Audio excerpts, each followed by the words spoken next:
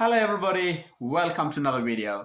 So I'm going to show you how you can open the USB 3 door, take it out and put it again in DJI Osmo Action 3.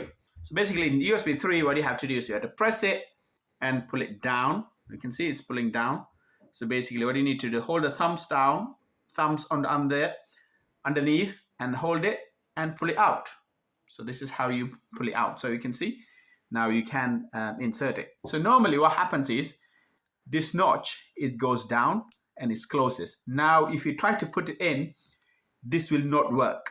So basically what you need to do, you need to press this down and fully extend this out.